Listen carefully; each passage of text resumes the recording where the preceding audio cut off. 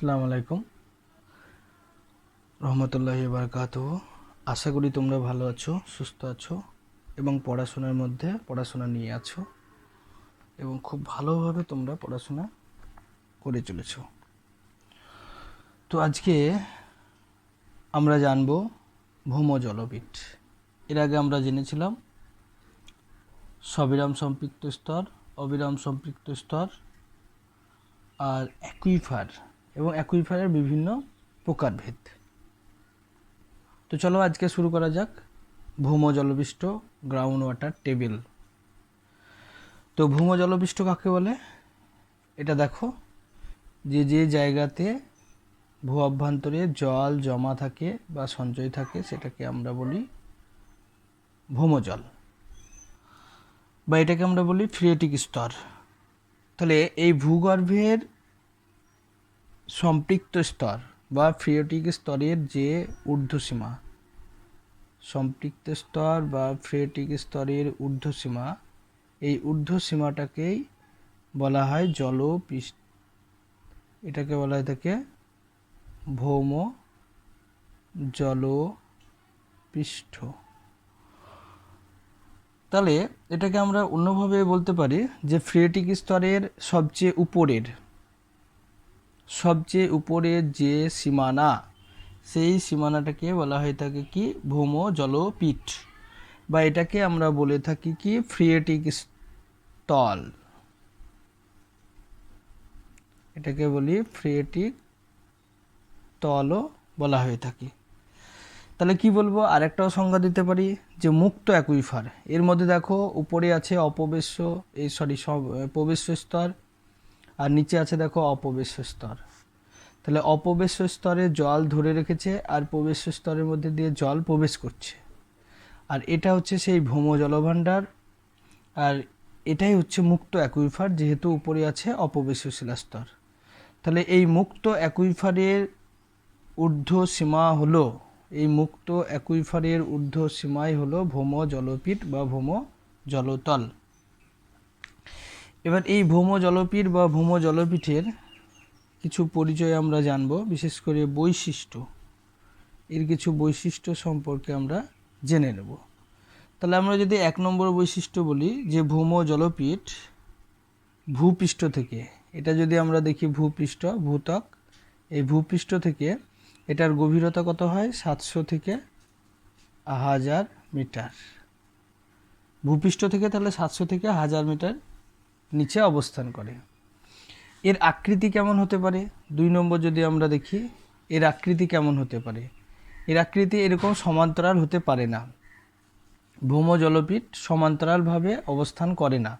কিভাবে অবস্থান করে? ভূত্বকের সঙ্গে সামঞ্জস্য রেখে অবস্থান করে। দেখো এই জায়গার ভূত্বক হচ্ছে ঢালু, তাই এখানে ভৌম জলতল অনেকটা ঢালু অবস্থান করছে। এখানে অবনতভাবে ভৌম জল অবস্থান করছে। এখানে উত্তল, আবার এখানে উত্তলভাবে অবস্থান করছে।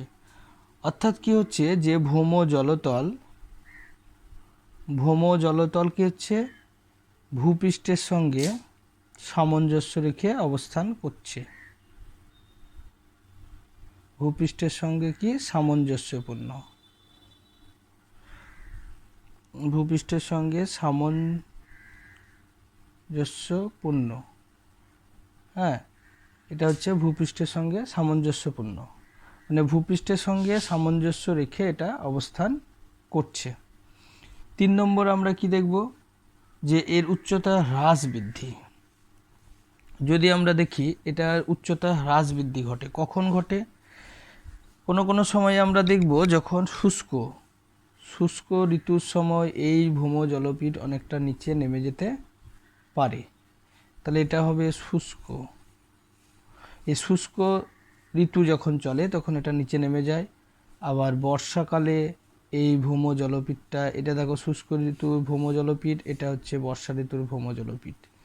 তাহলে বর্ষা এবং শুষ্ক বা বর্ষা ঋতুতে এটা কি হয়? উঠানামা করে।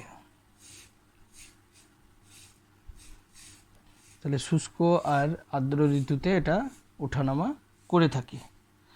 এর যদি আমরা বিস্তার দেখি, এর বিস্তার কতটা, ভালো করে এটা দেখবে। বিস্তার হচ্ছে যে ভূম জলপৃষ্ঠের যেটা স্থায়ী সীমা, অর্থাৎ এটাকে আমরা বলতে পারি কি স্থায়ী সীমা, মানে এর নিচে আর নামবে না। তাহলে ভূম জলপৃষ্ঠের এই স্থায়ী সীমাটা হচ্ছে এই জলপৃষ্ঠের নিম্ন সীমা, আর ভূম জলপৃষ্ঠের ঊর্ধ্ব সীমাটা হচ্ছে, অর্থাৎ যেটা হচ্ছে যে অসম্পৃক্ত বা সামরিক সম্পৃক্ত, এটা হচ্ছে সম্পৃক্ত, এটা হচ্ছে সামরিক। তাহলে এটা সামরিক সম্পৃক্ত স্তর, এটা হচ্ছে সম্পৃক্ত স্থায়ী সম্পৃক্ত স্তর। হ্যাঁ, তাহলে এই যে স্থায়ী সম্পৃক্ত স্তর, এটা সামরিক সম্পৃক্ত স্তর। তাহলে স্থায়ী সম্পৃক্ত স্তরের ঊর্ধ্বসীমা হলো এই ভূম জলপৃষ্ঠের নিম্ন সীমা, তাহলে এটা হলো নিম্ন। আর এদিকে অস্থায়ী বা সামরিক সম্পৃক্ত স্তরের ঊর্ধ্বসীমাটাই হলো এর ঊর্ধ্বসীমা। এটা মনে রাখতে হবে। তাহলে যে সম্পৃক্ত স্তরের ঊর্ধ্বসীমা হচ্ছে এই জলপৃষ্ঠের সীমা নিম্ন সীমা, আর সামরিক সম্পৃক্ত স্তরের ঊর্ধ্বসীমা হচ্ছে এই জলপৃষ্ঠ সীমার ঊর্ধ্বসীমা। এ হচ্ছে তাহলে বিস্তার। এরপরে যদি আমরা দেখি এর কিছু পরিবর্তন আমরা লক্ষ্য করতে পারি, কিছু কিছু বিষয় যেগুলো সে বিষয়ের উপর নির্ভর করে এটা পরিবর্তন ঘটতে পারে, যেমন বৃষ্টিপাত। হ্যাঁ, বৃষ্টিপাতের কারণে হতে পারে। 2 নম্বর যদি আমরা বলি যে জলের চাপ, হ্যাঁ জলের চাপের কারণে হতে পারে। 3 নম্বর আমরা বলতে পারি যে উষ্ণতা, এই উষ্ণতার কারণেও ভূম জলপৃষ্ঠের সীমার পরিবর্তন হতে পারে। তাহলে কিভাবে আর কি কারণে হতে পারে, যে মানুষের কার্যাবলী, মানুষের কার্যাবলীর কারণেও হতে পারে। আর কি কারণে হতে পারে, উপকূলের যদি আমরা দেখি, উপকূলের কাছাকাছি অবস্থান। তাহলে এই কটা বিষয় আমরা জেনে নেব যে ভূমজলের অবস্থানে পরিবর্তন হতে পারে। দেখো, যদি দেখা যায় যে বৃষ্টিপাত হচ্ছে, প্রচুর পরিমাণে যদি বৃষ্টিপাত হয়, তাহলে বৃষ্টিপাত হলে এর মধ্যে দিয়ে জল নিচে পার্কুলেশন হবে সম্পৃক্ত স্তরের মধ্যে দিয়ে, এই অসম্পৃক্ত স্তরের মধ্যে দিয়ে, এবং এই ভূম জলভাণ্ডারের উচ্চতা তখন কি হবে, অনেকটা বেড়ে যাবে। অর্থাৎ যখন বৃষ্টিপাতের পরিমাণ বেশি হবে ভূম জলভাণ্ডারটা উচ্চতা বেড়ে যাবে, অর্থাৎ এই জলপৃষ্ঠ সীমার উচ্চতা তাহলে বেড়ে গেল। এর এখানে আমরা দেখি তাহলে কি হবে, দেখো ভূম জলপৃষ্ঠ সীমানার উচ্চতা যদি বর্ষাকাল হয়, তাহলে এটা ছিল তোমার শুষ্ক ঋতুতে, এবার বর্ষাকাল হলো, এখানে প্রচুর বৃষ্টিপাত হলো, বৃষ্টিপাত হওয়ার ফলে পার্কুলেশন হলো, পার্কুলেশন হলে জলপৃষ্ঠ সীমানাটা উচ্চতা এই জায়গায় এসে পৌঁছে গেল। তাহলে কি হলো, বৃষ্টিপাতের ফলে ভূম জলপৃষ্ঠ সীমানার উচ্চতা বেড়ে যায়। আবার শুষ্ক ঋতুতে দেখা যাবে যে সেটা আবার এইভাবে নেমে যায়। এখানে যদি আমরা উষ্ণতা দেখি, তাহলে যখন উষ্ণতা বেড়ে যাবে অর্থাৎ শুষ্ক ঋতু হয়ে যাবে, তখন ভূম জলপৃষ্ঠ সীমানা এই জায়গা থেকে এই জায়গাতে নেমে আসবে, অর্থাৎ এটা হয়ে যাবে ভূম জলপৃষ্ঠের নিম্ন সীমা, সবচেয়ে নিচে যেটা নেমে যাবে, অর্থাৎ শুষ্ক ঋতুতে এটা একটা পরিবর্তন। তাহলে উষ্ণতা বৃষ্টিপাতের কারণে পরিবর্তন হতে পারে।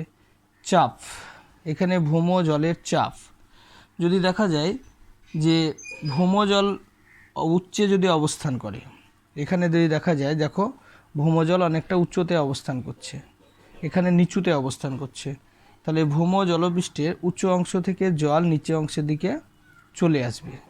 হ্যাঁ, সেক্ষেত্রেও দেখা যাবে যে এখানে জলের চাপ, অর্থাৎ যে জায়গাতে তোমার জলের চাপ অনেকটা বেশি, অর্থাৎ এখানে নিম্নমুখী একটা টান থাকবে, এখানে জলটা অনেকটা উঁচুতে অবস্থিত, এবং এখানে যে পাশে যদি জলটা নিচে অবস্থান করে ভূম জলপৃষ্ঠ, তাহলে উচ্চ পৃষ্ঠ সীমানা থেকে নিম্ন জলপৃষ্ঠের দিকে জল প্রবাহিত হবে, এবং জলের যে পৃষ্ঠ সীমানা সেটা একটা সামঞ্জস্য বজায় রাখবে। মানুষের কার্যাবলী, এখানে মানুষ অনেক কিছু করে থাকে। যদি দেখা যায় যে শহর অঞ্চলগুলো, বিশেষ করে শহরগুলোতে যদি দেখা যায়, তাহলে পাথর ঢালাই, পিচ ইত্যাদি দিয়ে মুড়ে দেওয়া হয় এবং প্রচুর পরিমাণে যদি দেখা যায় সেখান থেকে ভৌমজল এখান থেকে তুলে নেওয়া হয়। তাহলে যতই ভৌমজল তুলে নেওয়া হবে ভৌম জলবিষ্ট সীমানাটা ততই আস্তে আস্তে নিচের দিকে নেমে যাবে। তাই শহর অঞ্চলে যেখানে আছে সেখানে ওই কলকারখানা বা মানুষের কার্যাবলী বা অন্যান্য প্রয়োজনীয় নিত্য প্রয়োজনীয় কাজের জন্য প্রচুর পরিমাণে ভৌমজল কূপ বা নলকূপের মাধ্যমে তুলে নেওয়া হয় এবং এই ভৌম জলবিষ্ট সীমানাটা অনেক নিচে নেমে যায়। এবার যদি আমরা দেখি গ্রামে, তাহলে গ্রামে কি হয়, গ্রামের মানুষ যদিও সেই জলপৃষ্ঠ ভৌমজল তুলে, তবে বর্ষাকালে বা বৃষ্টিপাত অতিরিক্ত হলে সেই জল ভূ অভ্যন্তরে প্রবেশ করে এবং ভৌম জলবিষ্ট সীমানাটা অনেকটা উঁচুতে অবস্থান করে। তাই এই হচ্ছে মানুষের কার্যাবলীর মাধ্যমে এটা হয়ে থাকে।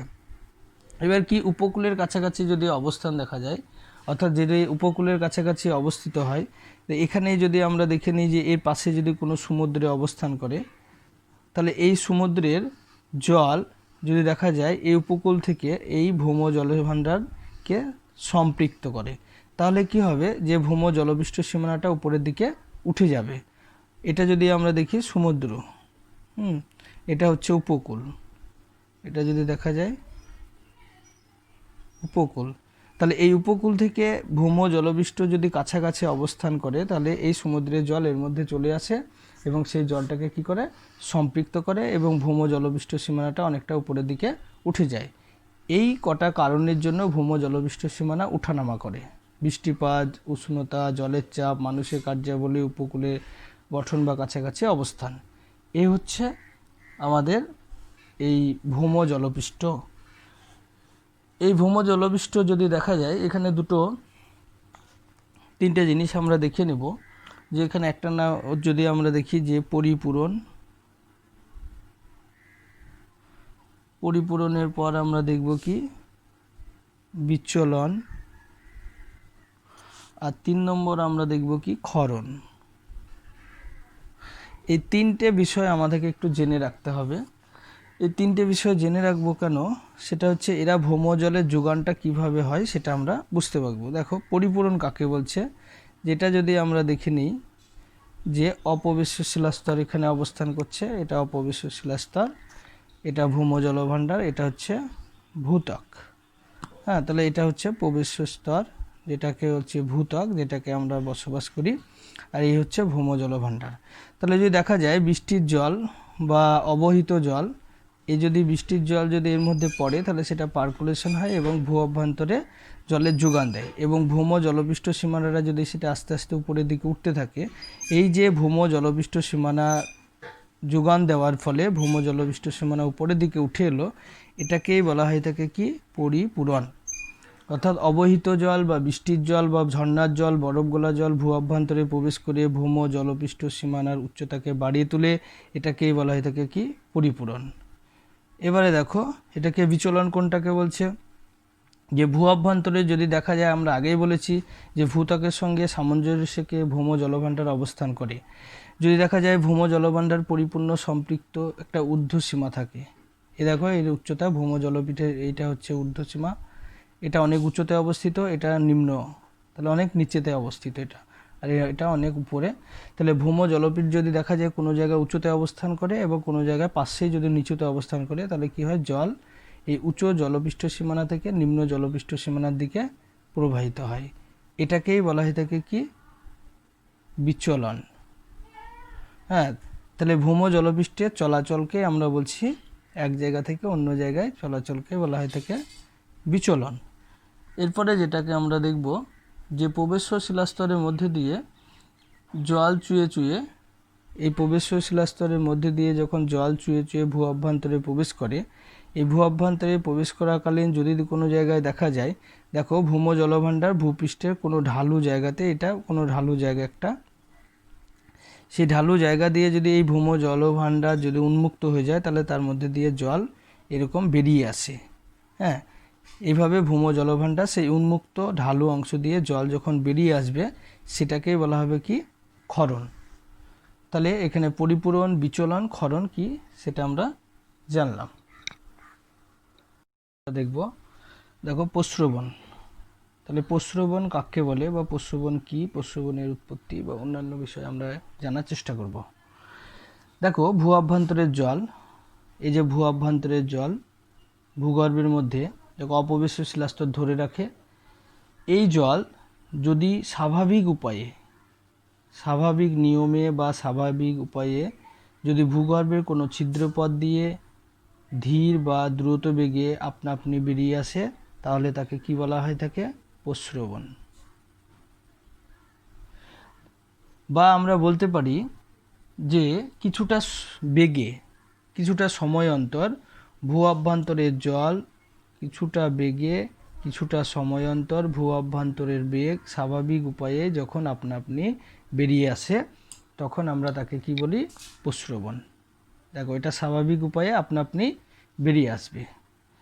বা আমরা বলতে পারি যে সাধারণভাবে ভূপৃষ্ঠে যদি কোনো ছিদ্র করা হয়, দেখো ভূপৃষ্ঠে যদি এখানে কোনো ছিদ্র করা হয়, তাহলে সেই ছিদ্রের মধ্যে দিয়ে স্বাভাবিক উপায়ে যদি জল আপনা আপনি বেরিয়ে আসে, তাহলেও তাকে আমরা প্রস্রবণ বলতে পারি।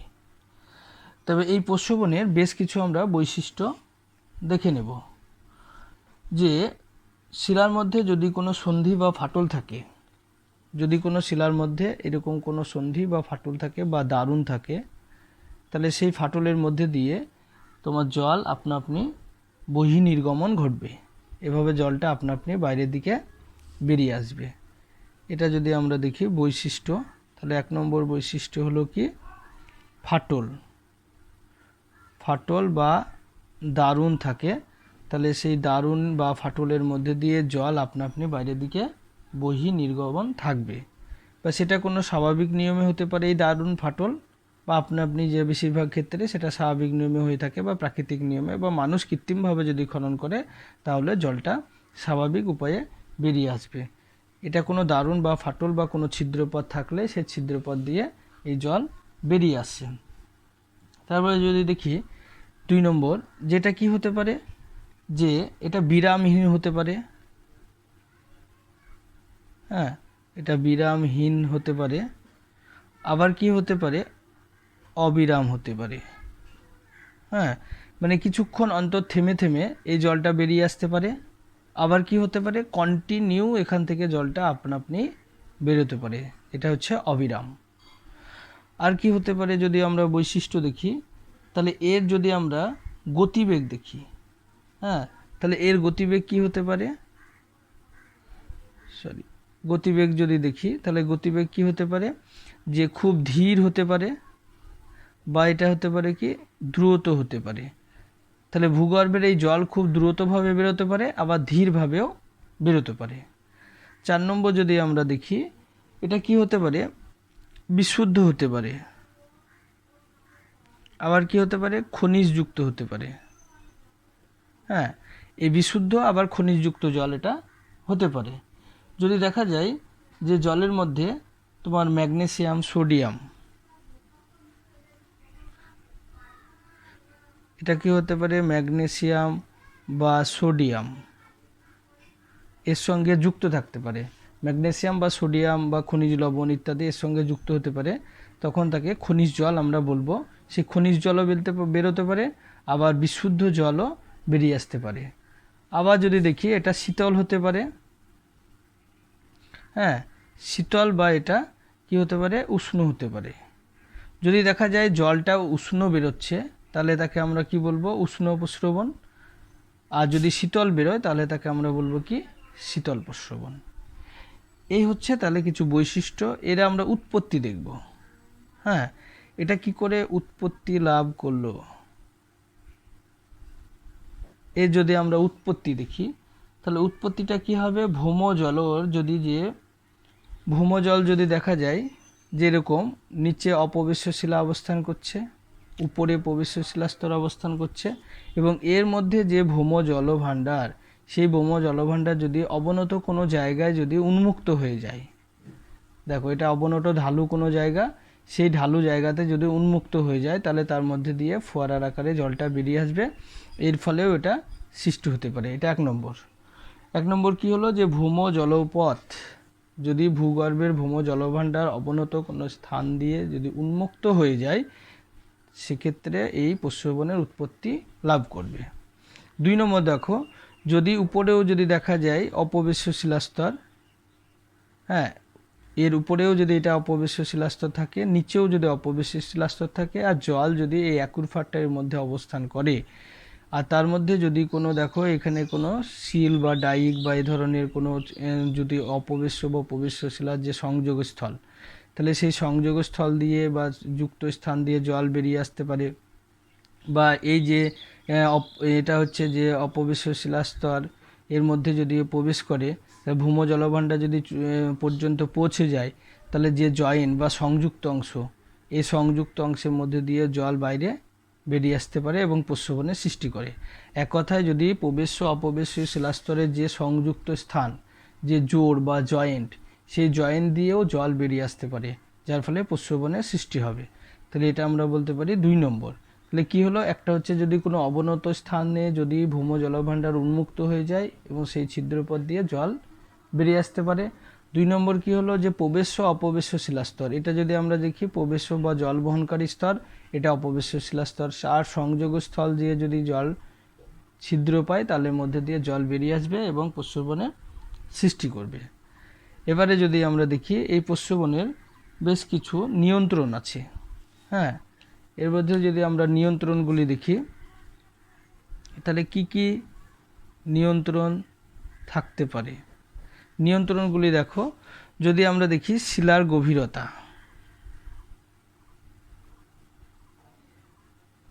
এই শিলার গভীরতা হচ্ছে একটা নিয়ন্ত্রণ, যে শিলাটা কতটা গভীরে অবস্থান করছে আর ভূম জলভাণ্ডারটা তার নিচে কতটা অবস্থান করছে, এটা হচ্ছে 1 নম্বর।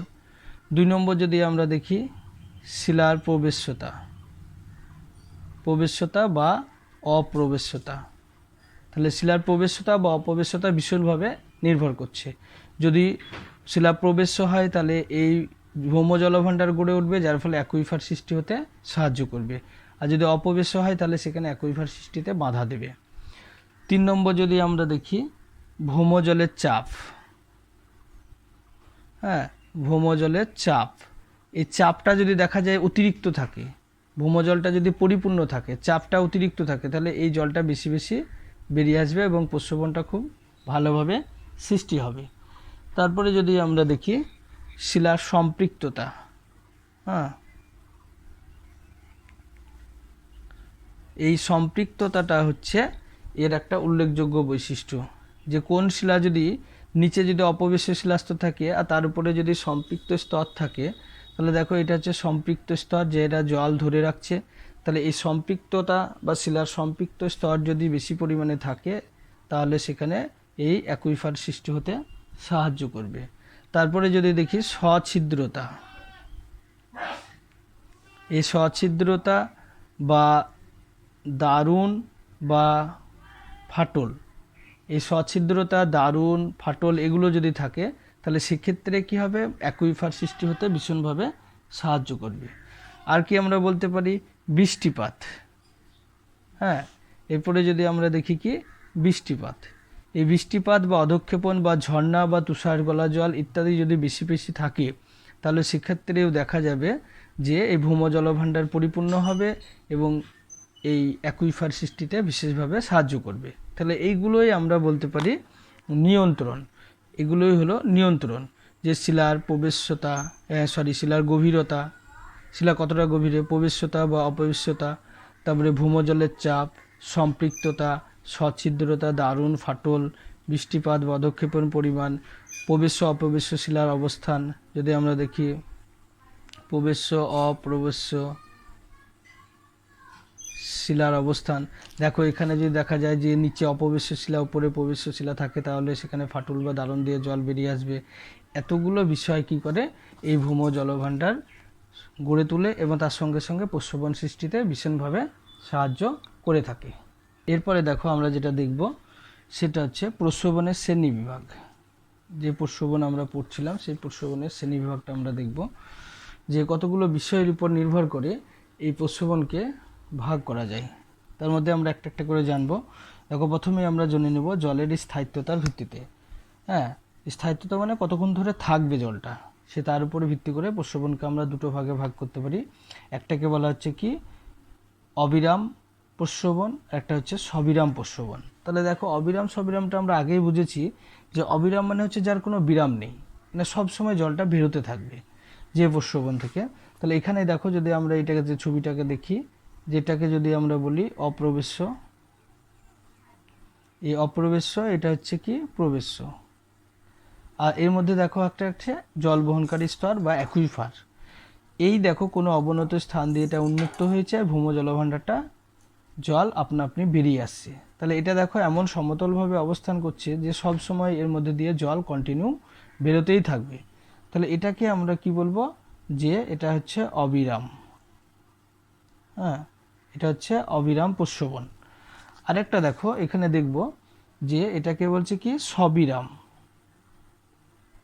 এটাকে সবিরাম কেন বলবো, কারণ দেখো এখানে এমনভাবে অবস্থান করছে ঢালুভাবে ভূম জলভাণ্ডারটা, যে এখানে কিছুটা জল বেরোনোর পরে এই জলটা এর মধ্যে থেকে যাবে। অর্থাৎ কিছুটা জল এর মধ্যে দিয়ে বেরোবে, তারপরে কিছুদিন আবার থেমে যাবে, আবার ভূম জলভাণ্ডারটা সম্পৃক্ত হবে, তারপরে আবার বের হবে।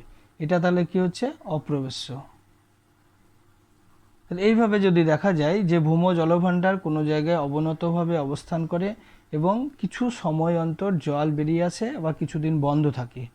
হ্যাঁ, এই কিছু সময় অন্তর বন্ধ, আবার কিছু সময় অন্তর জল বেরিয়ে আসে, এই প্রস্রবণগুলোকেই বলা হয়ে থাকে কি সবিরাম প্রস্রবণ। দেখো সবিরাম প্রস্রবণের আমরা দেখতে পাবো লুপুডুং, হ্যাঁ, এই লুপুং গোট, হ্যাঁ, লুপুং গোট হচ্ছে এখানকার উদাহরণ। এবার এইটা যদি দেখি অবিরাম কি বললাম, যেখান থেকে সব সময় জল বেরোবে যে প্রস্রবণ থেকে সারা বছর সব সময়, তাকে বলা হবে কি অবিরাম। তাহলে এই প্রস্রবণের কি সোনামোড়া, আমরা এই উদাহরণ বলতে পারি কি সোনামোড়া। এই হচ্ছে অবিরাম এবং সবিরাম প্রস্রবণ। তারপরে আমরা দেখব দেখো যে জলের উষ্ণতার ভিত্তিতে। হ্যাঁ, আমরা আগেও বলেছি যে প্রস্রবণের জল কি হতে পারে, একটা কি হতে পারে উষ্ণ হতে পারে, আর একটা হতে পারে শীতল। তাহলে এই উষ্ণ এবং শীতল জলের ভিত্তিতে আমরা প্রস্রবণকে দুটো ভাগে ভাগ করতে পারি। হ্যাঁ, তাহলে এই প্রথম দেখো শীতল প্রস্রবণ। তাহলে যে প্রস্রবণ থেকে জলটা যখন বেরোচ্ছে কোনো প্রস্রবণ থেকে, সেই প্রস্রবণের জলটা যদি শীতল হয়, হ্যাঁ, শীতল জল হলে তাকে কি বলা হবে শীতল প্রস্রবণ।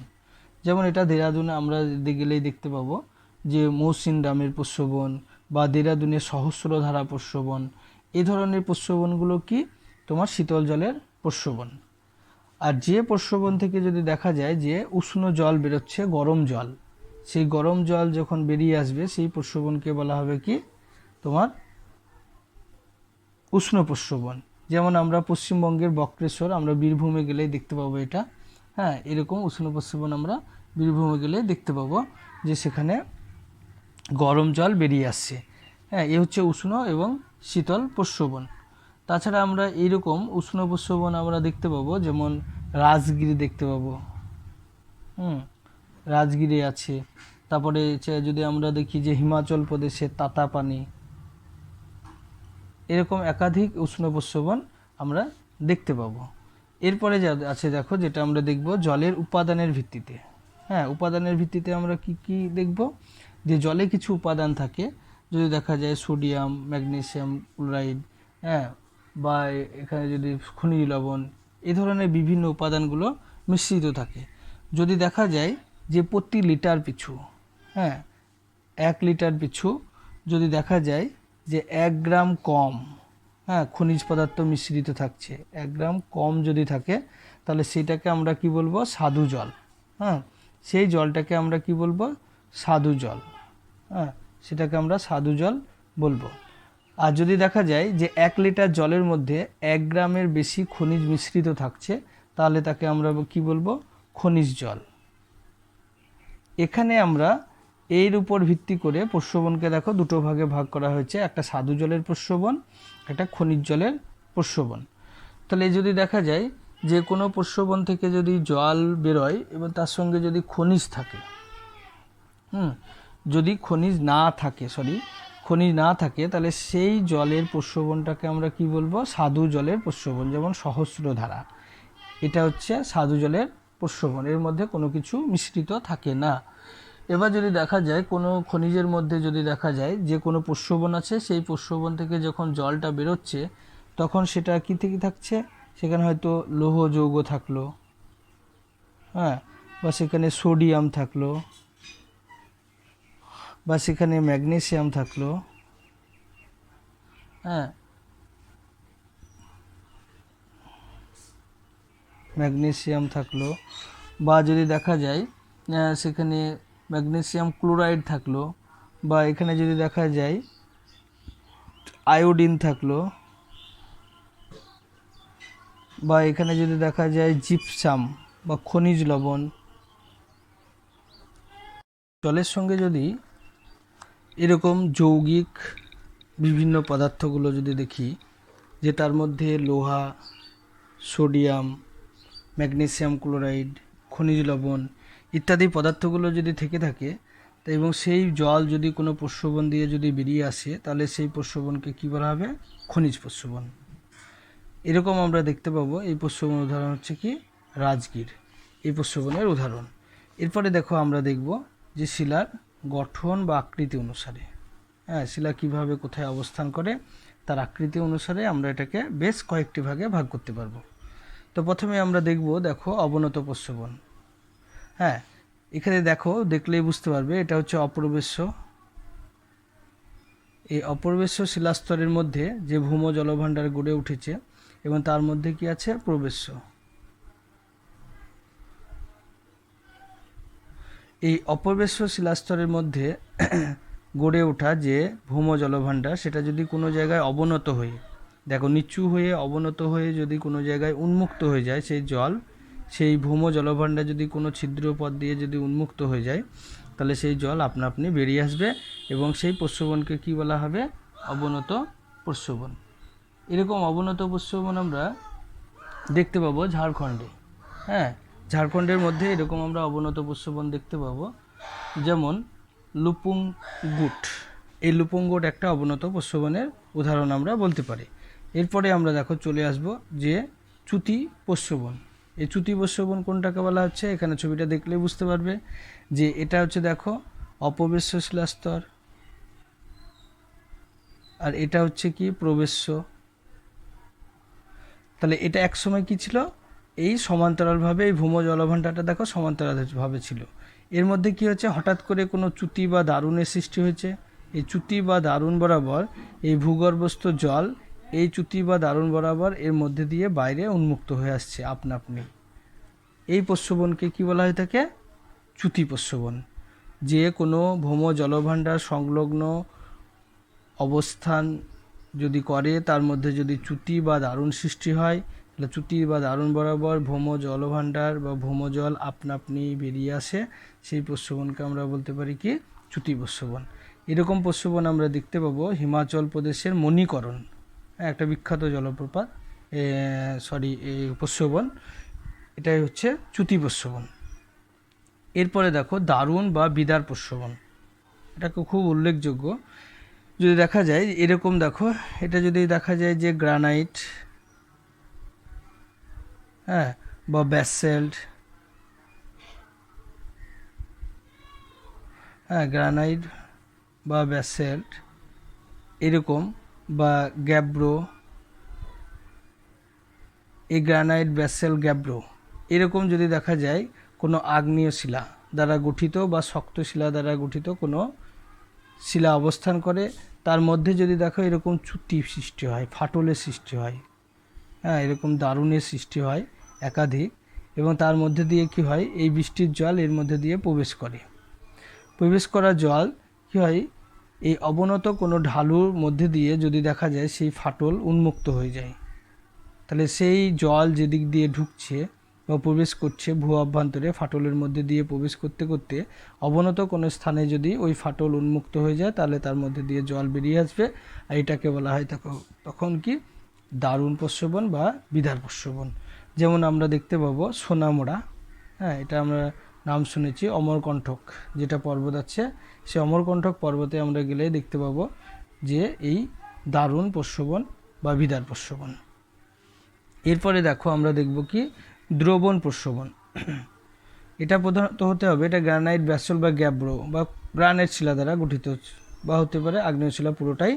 এক্ষেত্রে দেখো এবার যেটা দারুণ প্রস্রবণ বলবো সেটা হতে হবে কি? চুনাপাথর।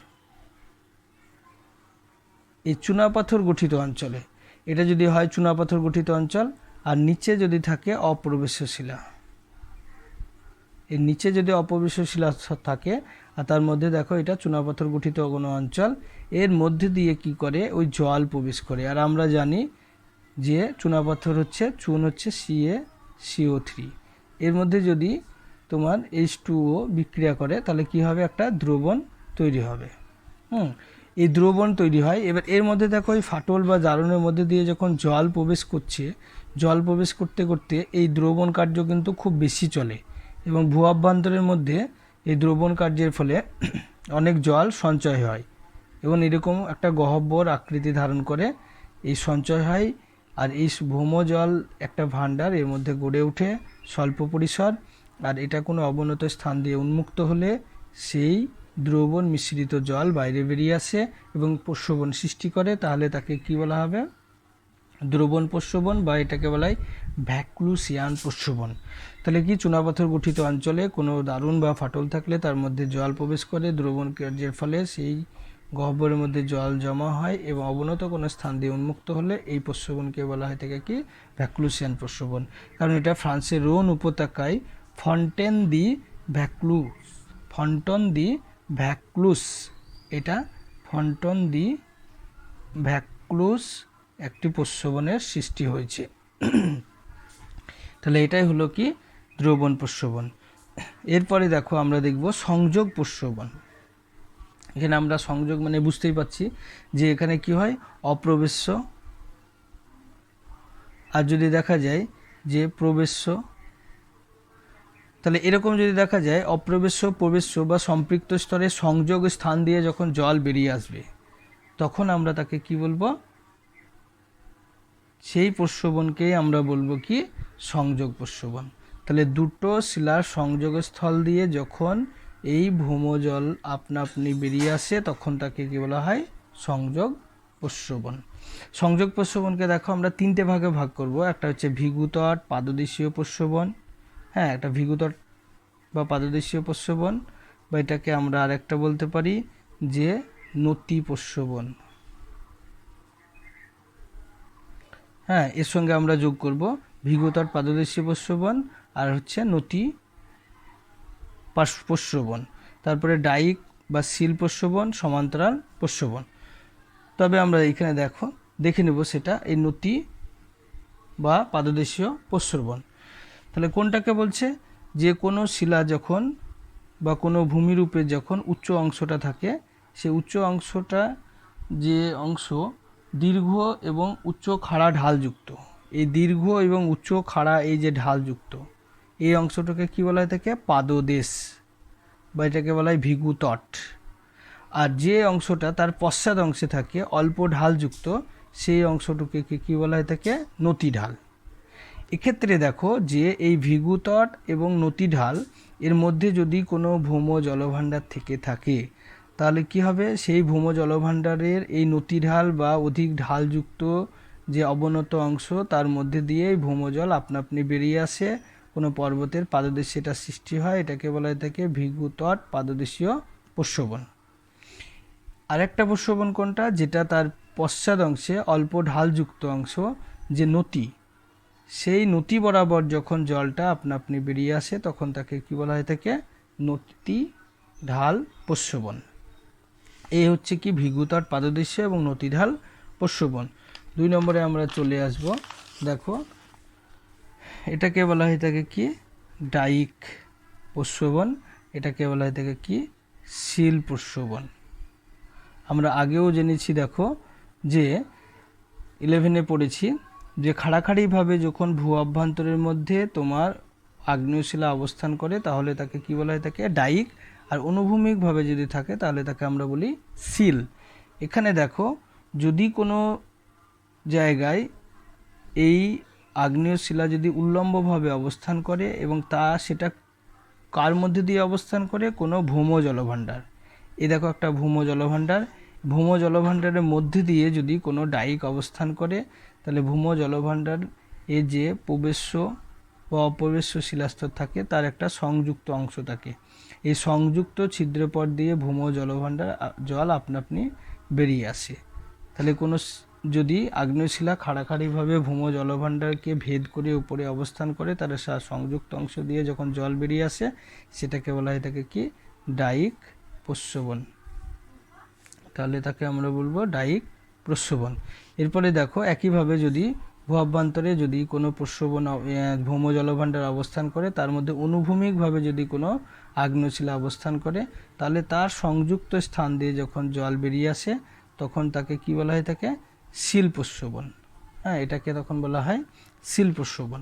আরেকটা প্রস্রবণে আমরা এখানে দেখেছিলাম যেটাকে বলছে সমান্তরাল প্রস্রবণ। হ্যাঁ, এই সমান্তরাল প্রস্রবণ কোনটাকে বলছে দেখো, যে কোনো পর্বতের পাদদেশে হতে পারে, বা যদি দেখা যায় প্রবেশ্য অপবেশ্য শিলাস্তর যদি অবস্থান করে, তাহলে এটা হচ্ছে অপবেশ্য শিলাস্তর। এই অপবেশ্য শিলাস্তরের উপরে যে প্রবেশ্য শিলাস্তরে ভূম জলভাণ্ডার গড়ে ওঠে, এই ভূম জলভাণ্ডারের যদি অপবেশ্য শিলাস্তরে যদি সংযুক্ত স্থান দিয়ে ভূম জলভাণ্ডার যদি অপবেশ্য শিলাস্তর প্রবেশ্য শিলাস্তরের কোনো জায়গায় উন্মুক্ত হয় বা একটা সমান্তরাল অংশে মিলিত হয়, তাহলে এটা দেখো অপবেশ্য শিলাস্তর, এটা হচ্ছে প্রবেশ্য এবং ভূম জলভাণ্ডার স্তর। একটা দেখো সমান্তরাল স্থানে মিলিত হয়েছে। এই মিলিত স্থানে ছিদ্র বা সংযুক্ত যে স্থান, তার মধ্যে দিয়ে জল দেখো আপনা আপনি কয়েকটা এখানে একাধিক পথ দিয়ে নির্গত হচ্ছে। সমান্তরাল একটা সংযুক্ত স্থল প্রবেশ্য অপবেশ্য শিলাস্তরের, আর তার মধ্যে দিয়ে একাধিক জলধারা বেরিয়ে আসছে, আর এটা একটা সরল রেখা বরাবর অবস্থান করছে, তাই একে সমান্তরাল প্রস্রবণ বলা হয়ে থাকে। এরপরে যেটা আমরা দেখব, দেখো আর্টিজিও প্রস্রবণ। আর্টিজিও প্রস্রবণ কাকে বলছে, যে যদি কোনো আবদ্ধ ভূম জলভাণ্ডার, দেখো এটা একটা আবদ্ধ ভূমজল বা জলবাহী স্তর।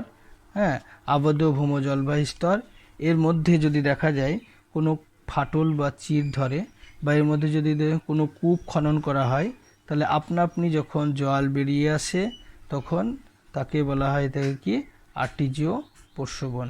ফ্রান্সের আর্টোয়েস প্রদেশে প্রথম এটা দেখা যায়, তার জন্য এর নাম আর্টিজিও কূপ ও আমরা জেনে থাকি। আর যদি আপনা আপনি এটা বেরিয়ে আসে কোনো আবদ্ধ অত্যাধিক চাপযুক্ত জলবহনকারী স্তরের মধ্যে কোনো ছিদ্র বা ফাটল থাকলে, সেটা আপনা আপনি জল বেরিয়ে এলেই তাকে বলা হয় থাকে কি আর্টিজিও প্রস্রবণ। এক্ষেত্রে আর্টিজিও প্রস্রবণ সৃষ্টি হতে গেলে কতগুলি শর্ত বা কন্ডিশন দরকার হয়। যেমন দেখে নাও, এর নিচে থাকবে অপবেশ্য শিলাস্তর, উপরেও থাকবে অপবেশ্য শিলাস্তর, অর্থাৎ দুটো অপবেশ্য শিলাস্তর থাকবে। এর মাঝে দেখো একটা জলবহনকারী স্তর থাকবে। 3 নম্বর কি হতে হবে, যে জলবহনকারী স্তরটার কি হবে, জলের চাপ অত্যাধিক বেশি থাকতে হবে। দেখো এটা জলপৃষ্ঠ সীমানা এই দুটো, এবং জলপৃষ্ঠ সীমানাটা যত উঁচুতে থাকবে এর মধ্যভাগে দেখো চাপ তত বেশি হবে এবং জল তত পরিমাণে বেরিয়ে আসবে। তারপরে যদি দেখা যায় যে এই দুটো যে অপবেশ্য শিলাস্তরের দুই প্রান্ত ভূত্বকে উন্মুক্ত থাকবে, হ্যাঁ, দুই প্রান্তে উন্মুক্ত থাকবে, যার মধ্যে দিয়ে বৃষ্টির জল বা অন্য কোনো জল এর মধ্যে দিয়ে প্রবেশ করবে এবং ভূম জলভাণ্ডারে পরিপূর্ণতা আনবে বা ভূম জলভাণ্ডারে যোগান দেবে। তাহলে কি হলো, যেটা অধভঙ্গ আকারে অবস্থান করবে, দুটো অপবেশ্য শিলাস্তরের মধ্যে থাকবে, এই কোনো দুই প্রান্ত কী হবে, ভূত্বকে উন্মুক্ত থাকতে হবে, যার মধ্যে দিয়ে জল প্রবেশ করতে পারবে। আর জল এর মধ্যে দিয়ে প্রবেশ করলে ভূম জলভাণ্ডার পরিপূর্ণভাবে গড়ে উঠবে। এই জল যত বেশি এখানে যোগান দিবে, এই জলপৃষ্ঠ যে চাপ অর্থাৎ জলপৃষ্ঠ তাপ, সেটা কি হবে, বেশি বেশি থাকবে, আর ভূম জলভাণ্ডারটা আপনা আপনি পরিপূর্ণ হবে এবং জলটা বেশি গতিতে বাইরের দিকে বেরিয়ে আসবে। এইভাবে একটা আদর্শ আর্টিজিও কূপের সৃষ্টি হয়ে থাকে। এটা যদি দেখা যায় তোমার গ্রেট আর্টিজিও বেসিন, বিশ্বের বৃহত্তম, হ্যাঁ, গ্রেট আর্টিজিও বেসিন, হ্যাঁ, আর্টিজিও বেসিন, এটা হচ্ছে বিশ্বের বৃহত্তম আর্টিজিও এটা কূপ। হ্যাঁ, এটা আর্টোস অঞ্চলে প্রথম খুঁজে পাওয়া যায়। এই হচ্ছে আজকের পাঠ এখানেই শেষ। পরবর্তী আমরা জানবো এরপরে যেগুলো আছে। তাহলে এটা তোমরা ভালো করে পড়বে, আর যেগুলো দেবো খাতায় লিখে নেবে। কোনো রকম অসুবিধা হলে আমায় ফোন করবে। খোদা হাফেজ।